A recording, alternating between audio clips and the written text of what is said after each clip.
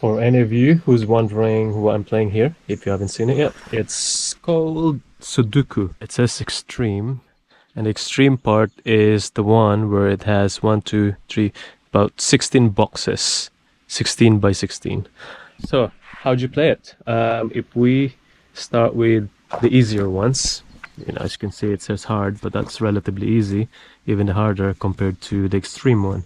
But just to kind of describe what needs to be done, the idea is for each line there has to be 1, 2, 3, 4 up to 9, and there has to be no duplicates. So for example, it says here 8. There can't be an 8 in this box, this box, this box, this box, this box. So it has to be on another line. As you can see here, this line has an 8. This line also have an 8. Therefore, the other 8 for this line has to be in this box here, because this box has been filled out as well as this one.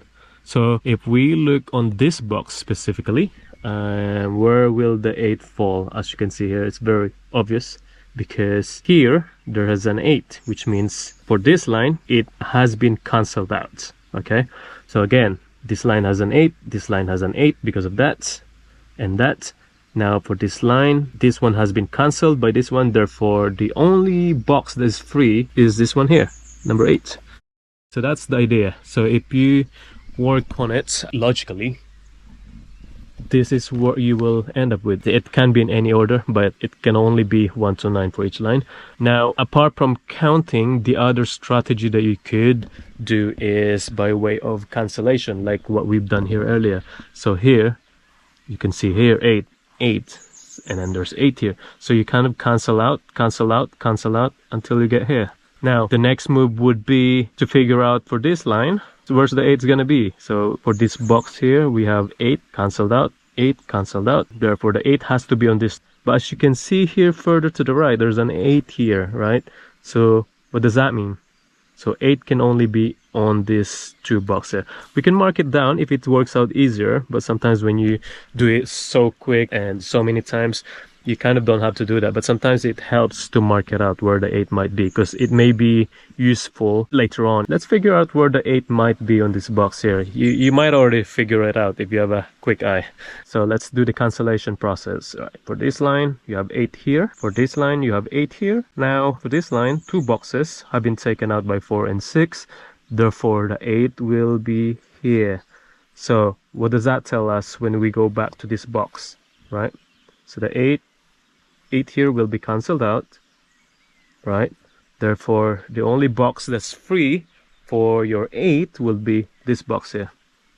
So it's fairly simple, fairly easy. I've done a few things already on the harder side. I was timing them up down to the nearest milliseconds, and I'm counting how quickly I can get through them. This one's 7 minutes 31, but I think the quickest I've done so far for the hardest section was around 6 minutes. That's 8 minutes, 10 minutes, just under 7 minutes. I think this is the best time I've had. On the hard side, I think I've done about 5 minutes. Anyway, so it's fairly easy. Now the extreme side, I've done a different version of the extreme ones. Back in the UK, in Lidl, they produce this magazine on a weekly basis. On the game section, there's always a Sudoku, which is kind of like an octagonal shape. It's very weird, but the idea is the same, the concept is the same. You kind of have to just fill out all the boxes. But here, it's very two-dimensional. As you can see here, it's just up and down, up and down. It's just crisscrossing. The first time I tried it, I really had difficulty doing them, because it took me a while to get used to it. You can see here there's 3 and there's 3 here. There's not even a point for me to carry on, because once you've done that, it's just gonna distort the whole thing, so there's no point carrying on. This is not also successful and not successful. I had so many tries until I got it right. I think this is the first one that I really made it perfect. Then since this, I haven't really failed so far, so that's one. And then I've done another one here too. Now currently I'm working on this one here. It's pretty interesting. It keeps me busy, especially in this area. It's very quiet where I'm staying. It's now Tuesday in the last 2 days, today and yesterday, because there's no climbing, there's no climbers around. So what can I do? I mean, I like the area, I like peace, I like to have a bit of a rest as well from cycling. So I decided to stay here a couple of more days. Maybe I'll leave tomorrow. I still have food, a lot of food to consume, so I'm not really in a hurry to go out. It's been quiet here, so again, I had to keep myself busy. So I've just been doing Sudoku pretty much most of the time, and also sort of cleaning my bicycle as well. Also going for a walk. But yeah, it's quite nice to have something to preoccupy myself, because otherwise I'll get bored. Look at this. I'm also fascinated about all these ants that lives around here. And then there's a couple of big lizards crawling around here on this table sometimes. They keep me entertained. It's a beautiful place. I don't want to leave yet though, because I'm kind of still thinking whether I should go to Ljubovija, the closest town here, and then come back here towards the weekend for some more climbing, depending on the weather. Because there seems to be a lot of climbers out here. For example, last Saturday and Sunday, there's a lot of climbers. Not only in my group, there's also like 2 or 3 other groups. I think if the weather's good next weekend, I'm definitely going to find some climbing partners. So that's an option. Or if I get really, really bored, I might leave early morning tomorrow and see if I could head directly to Bosnia and Herzegovina. I'd probably drop by the capital to rest for a bit, maybe find a hostel in Sarajevo, and then go to another climbing spot. Pretty cool here. I just don't want to like overstay here though. I mean, although people doesn't really mind, there's really nobody around. So as you can see here, it's just a parking lot. You know, there are visitors here and there, but they're mainly going to the monastery to visit.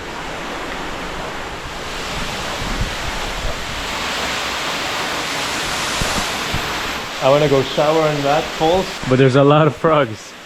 There's one here, there's one there by the wall, and there's one that jumped over into the water. And I don't like frogs. I'm skipping that. No way. No way.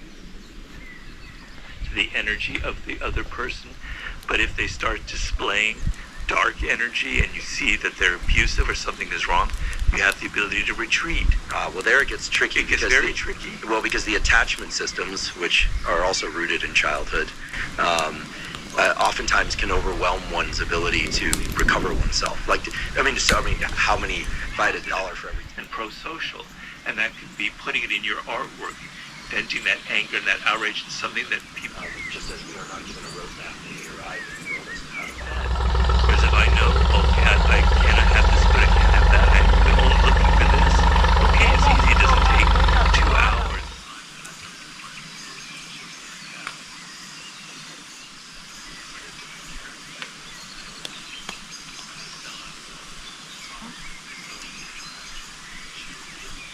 We have the capacity, but we don't develop it at all because we are so word-oriented. They interact and see if you pick up cues from them. And they're things that are signs of genuine emotions. So, for instance,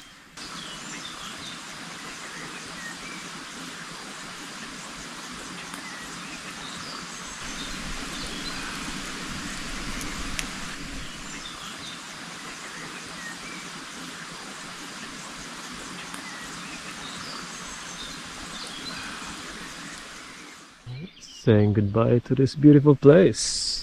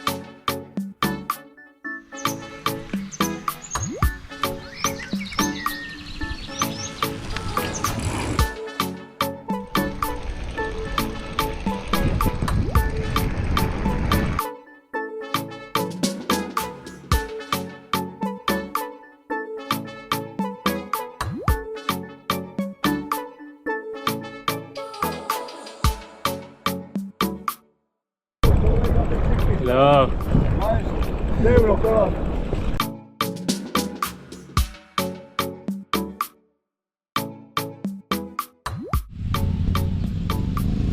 They've just had a dip in here, so I'm gonna try that as well to cool me down.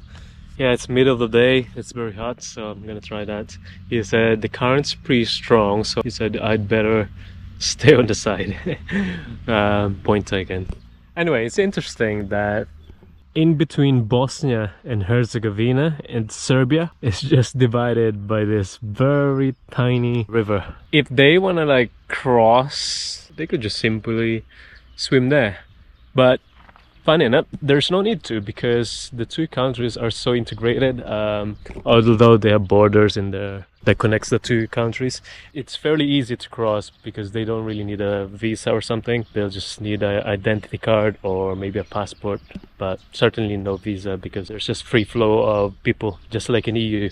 And also interesting that those two guys told me that even though they're different countries, different religions, he said it's pretty much the same people. I don't know the full history, to be honest, so I'm just relying on his words. But back in the days, there was wars, conflicts.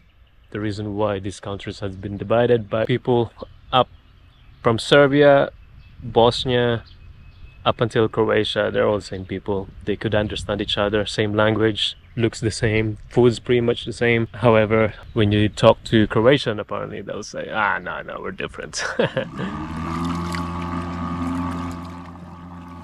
So cool. There's like fishes in there. Let me see if they're gonna clean my feet. There we go. Yep, the fishes are coming. Let me see if they're gonna clean my feet. So I just went to the money exchanger. So my very last Serbian dinars had been exchanged. So I've exchanged 6,000 Serbian dinars for 98 Bosnian money. I don't know what's the Bosnian money yet, but it says BAM, B-A-M. Hello. Hi, how are you? So now that I have the Bosnian money, I'm gonna try cross the border, which is about less than a kilometer from where I am right now. It's midday now. I mean, there's really no point hanging about in ljubovija, and I thought might as well gain some momentum, some distance towards the capital of Bosnia, and then Blagaj, the climbing site that I want to get to.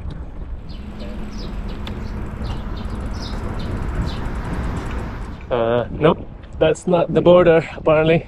It looks like just a border for Serbians and Bosnians. So they told me to go on to the one 2 kilometers from here. It's not too bad, and I actually saw it earlier, but I thought it's just for trucks. It kind of makes sense because that bridge there is very old. I don't know what they're used it for, but the one there more like a proper border. So I'm gonna go there now. Right, this is the one.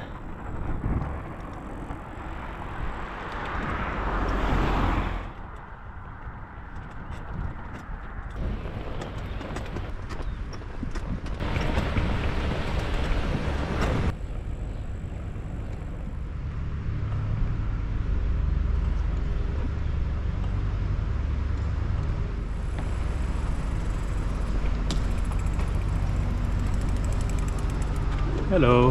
Hello. How are you?